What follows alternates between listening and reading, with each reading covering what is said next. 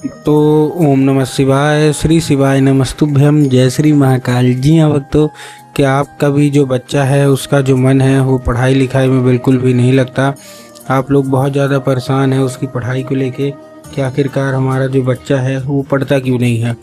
आपने बहुत ज़्यादा मेहनत कर लिया, बहुत ज़्यादा प्रयास कर लिया उसको पढ़ाने के लिए कि आपका जो बच्चा है वो पढ़े, लेकिन फिर भी आपका जो बच्चा है ना उसका जो मन है वो बिल्कुल भी पढ़ाई में नहीं लगता। आपके समझ में भी नहीं आता कि आखिर ऐसा क्या हो गया है जिसके कारण हमारा जो बच्चा है वो पढ़ता नहीं है।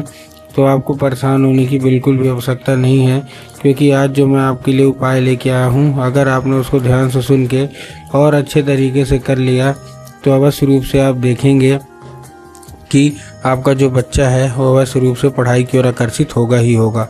क्या करना है, कैसे करना है, पूरा मैं आपको बताने वाला हूँ और अच्छे तरीके से आपको समझाने वाला हूँ। तो बस उपाय ध्यान से सुन के अच्छे से करिएगा ज़रूर। देखिए, आपको भी पता है कि पूज्य गुरुदेव की जो कथा होती है उसमें लाखों की भीड़ आती है। कैसे भीड़ आती है? लाखों की भीड़ आती है।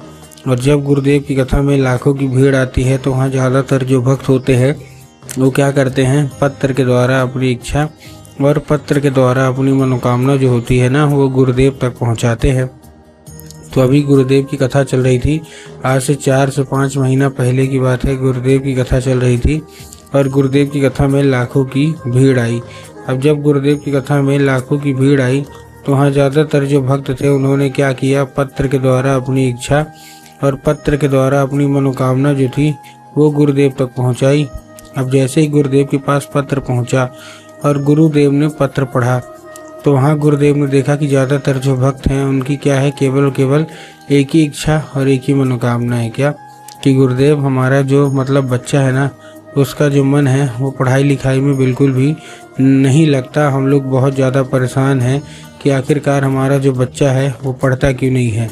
हमको समझ में भी नहीं आता कि आखिर ऐसा क्या हो गया जिसके कारण हमारा जो बच्चा है नहीं पढ़ता।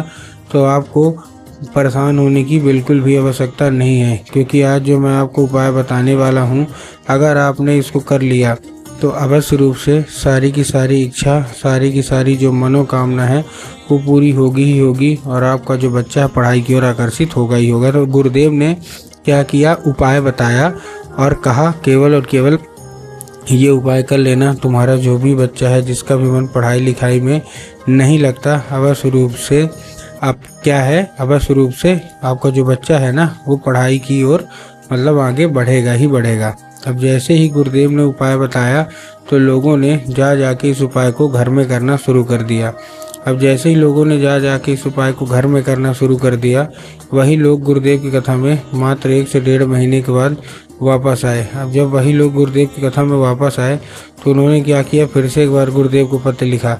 लेकिन ये वाला जो पत्र था ये गुरुदेव को धन्यवाद के रूप में पत्र था कि गुरुदेव धन्य हो आपका, आपके द्वारा बताया गया उपाय हमने कर लिया है, हमारी सारी इच्छा सारी मनोकामना भी जो है ना वो भी पूरी हो गई है, आपका कोटि कोटि धन्यवाद। तो देखिए, जो लोग भी मेरी आवाज़ अभी सुन रहे हैं ना, अगर आपको भी जानना है कि आखिर ऐसा कौन सा उपाय है जिसको करने मात्र से इच्छा मनोकामना पूरी हो जाती है, तो चलिए हम बताते हैं आपको आज की इस वीडियो के माध्यम से कि आपको करना क्या है।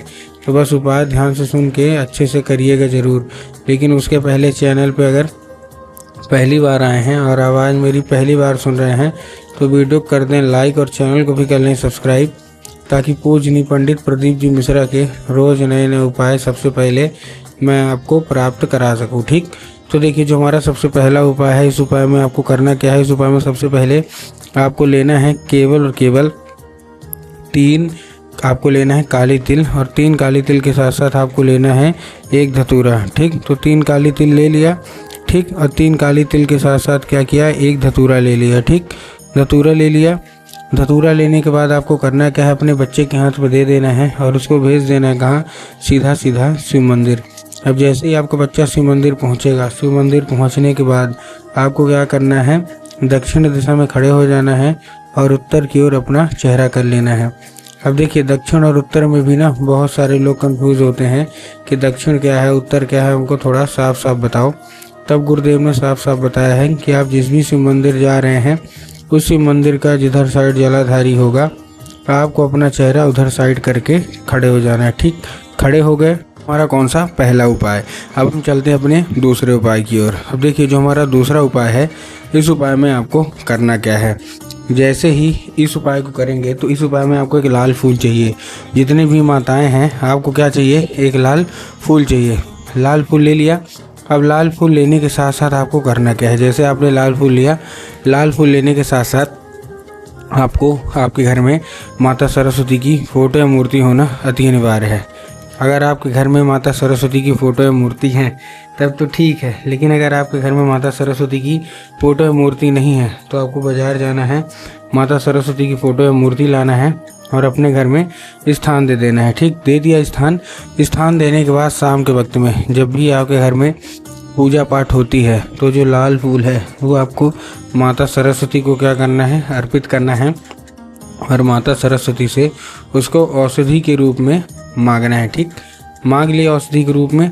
अब आपको क्या करना है, अपने काम धाम में लग जाना है। अब उसी रात जब आपका जो मतलब बच्चा है वो खाना पीना खा के जब सो जाएगा तो आपको वो उठाना है, क्या वो लाल फूल जो है वो उठाना है और अपने बच्चे के माथे पे 2 से 3 बार आपको चुपचाप क्या कर देना है, फेर देना है। पूज्य गुरुदेव कहते हैं कि अगर आपने ऐसा कर लिया तो अवश्य रूप से सारी की सारी इच्छा, सारी की सारी जो मनोकामना है वो अवश्य रूप से पूरी होगी ही होगी। और उस फूल के जरिए जो स्वयं माता सरस्वती हैं वो आपके बच्चे के दिमाग में प्रवेश कर जाएंगी और आपका बच्चा जितना भी दिमाग इधर उधर के कामों में लगता है वहाँ से न लग के केवल और केवल जो दिमाग है वो पढ़ाई की ओर आकर्षित होगा ही होगा। तो उम्मीद करता हूँ कि अगर आपने ऐसा कर लिया तो अवश्य रूप से आपकी इच्छा मनोकामना जो है ना वो पूरी होगी। ठीक, तो चलते हम मिलते हैं अगली वीडियो में नए उपाय के साथ। चैनल को सब्सक्राइब अवश्य रूप से कर लें।